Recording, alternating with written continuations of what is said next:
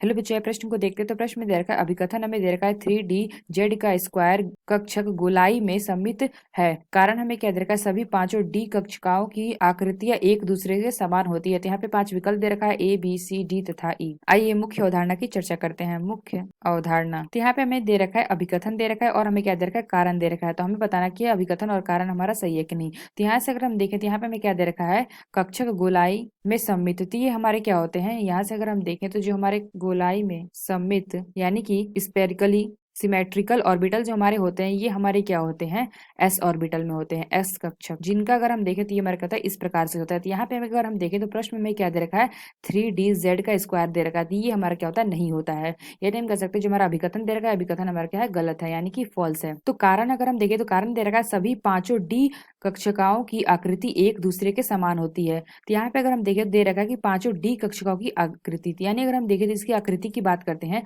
तो यहाँ पे हमारा क्या होता है, एक हमारा क्या होता है DXY होता है, दूसरा अगर हम देखें तो DYZ, तीसरा अगर हम देखें तीसरा कहता है DZX, और अगर हम चौथा देखें तो DX स्क्वायर Y का स्क्वायर, अगर हम पांचवा देखें तो पांचवा हमारा कहता है DZ का स्क्वायर। तो इसमें अगर हम देखें तो इसकी हमारी आकृति कैसे होती है, ये अगर हम देखें तो ये हमारा क्या होता है, ये हमारा हो जाएगा Y और ये हमारा क्या हो जाएगा X। इसकी आकृति हमारी क्या होती है, इस प्रकार से होती है। अगर हम दूसरा देखें, दूसरा अगर हम देखें तो ये हमारा क्या हो जाएगा, यहाँ पे दे रखा है Y और Z, तो यहाँ से हमारी ये Y हो जाएगा और यहाँ से हमारा Z हो जाएगा। तो इसकी अगर हम आकृति देखें तो ये हमारी क्या होती है, इस प्रकार से होती है। तीसरा अगर हम देखें तो तीसरा में अगर हम देखें तो ZX दे रखा है, तो यानी अगर हम देखें तो ये हमारा क्या हो जाएगा Z और ये हमारा X हो जाएगा। इसकी अगर हम आकृति देखें तो ये हमारी कुछ इस प्रकार से होती है। अगर हम चौथा देखें तो चौथा हमारा क्या दे रखा है, इसका अगर हम देखेंगे तो ये हमारा क्या दे रखा है, X का स्क्वायर Y का स्क्वायर। तो यहाँ से अगर हम देखें तो हमारा Y हो जाएगा, ये हमारा X हो जाएगा। तो यानी अगर हम देखें तो ये हमारी क्या होती है, कुछ इस प्रकार से होती है। अगर पांचवा देखें, इसकी अगर हम आकृति देखेंगे तो ये हमारी कुछ इस प्रकार से होती है। यहाँ पे दे रखा है Z का स्क्वायर, तो यहाँ पे हमारा क्या हो जाएगा, Z हो जाएगा, और यहाँ से अगर हम देखें तो ये हमारी क्या होती है, कुछ इस प्रकार से होती है। तो यानी हमने क्या देखा, जो हमारे पांचों है इनकी जो हमारी आकृति है ये हमारे क्या समान नहीं है, लेकिन यहाँ पे क्या देखा कि पांचों डी कक्षाओं की